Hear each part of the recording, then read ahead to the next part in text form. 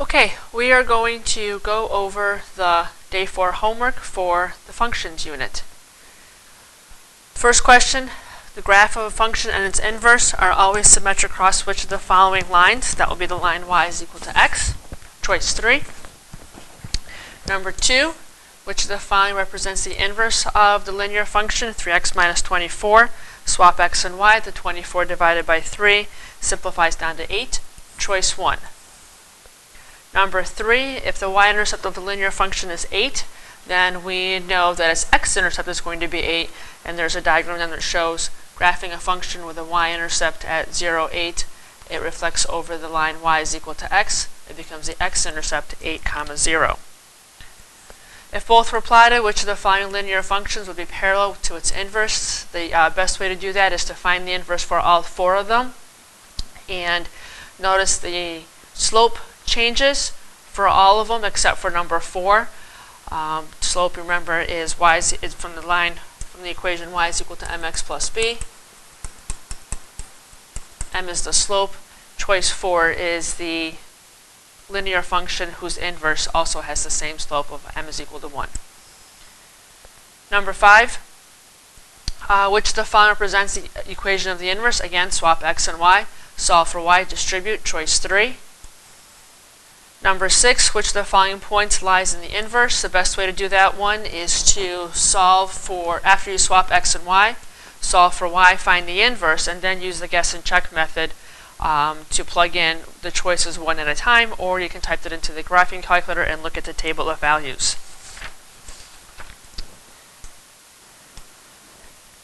Number 7, we've got a function is graphed here in the grid. Answer the following questions. First, I'll write the equation of the line. We're going to use the fact that the y-intercept is at 6, and the slope is down 2 to the right 3. Slope is negative 2/3. So therefore, we have the equation y is equal to negative 2/3 x plus 6. The inverse, I found the inverse first. I did part C first, found the inverse, found the equation of the inverse. Its y-intercept is 9 with a slope of negative 3/2 x. So I plotted the 9 and went down 3 to the right 2. Notice how everything is the reverse when we're talking about the inverse. The intersection point is not very nice. It is a fraction, 18/5. To find the point of intersection, set the two equations equal to each other. Notice we have the original equation here, negative 2/3 x plus 6. Set equal to negative 3/2 x plus 9. Solve for x. Had to do a little lowest common denominator work there to be able to add the x values together. Multiply both sides by the reciprocal, 6/5, and x is 18/5. I don't have to plug it in to find the corresponding y value, because if they intersect with each other, it has to be on the line y is equal to x. And therefore, that means that the y value is also 18/5. Applications. A car is traveling at a constant speed of 58 miles per hour, has a distance of y miles from Poughkeepsie. Given the equation y is equal to 58x plus 24. X represents the time in hours that the car has been traveling. Part A asks us to find the inverse, and then Part B asks us to find the evaluator for the input of x is equal to 227. So when we reverse it and find the inverse, the x value is no longer the time in hours, that will be the miles. So what's going to be the physical interpretation is that it would take 3.5 hours to travel 227 miles given this equation.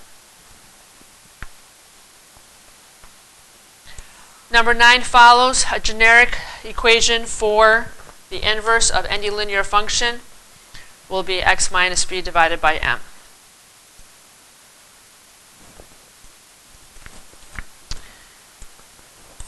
Part B, finding the inverse of 2x plus 1 over 3 minus x. Swap x and y.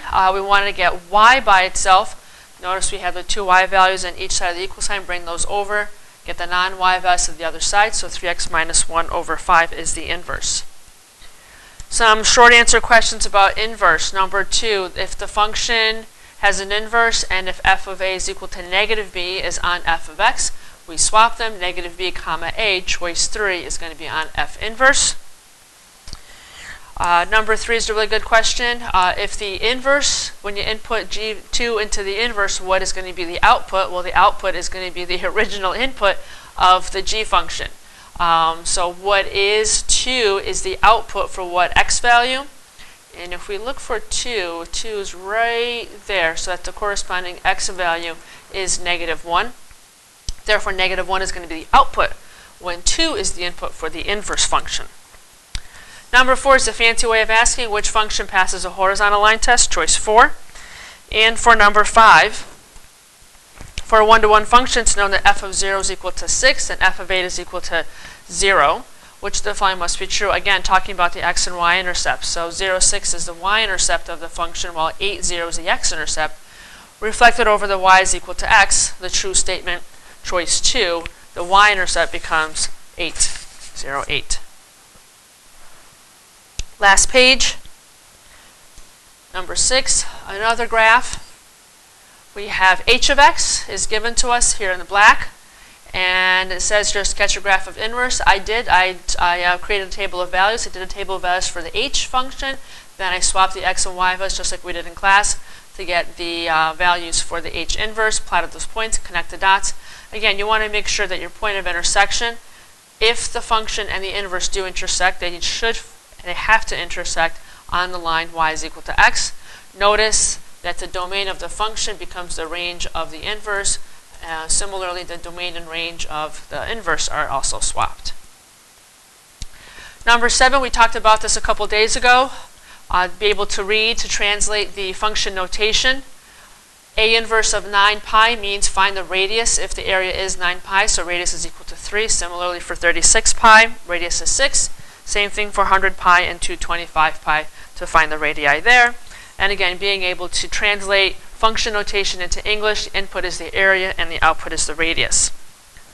Last question, number 8, the domain and range of a one-to-one function. They want us to give us a domain and range of the inverse in set builder notation.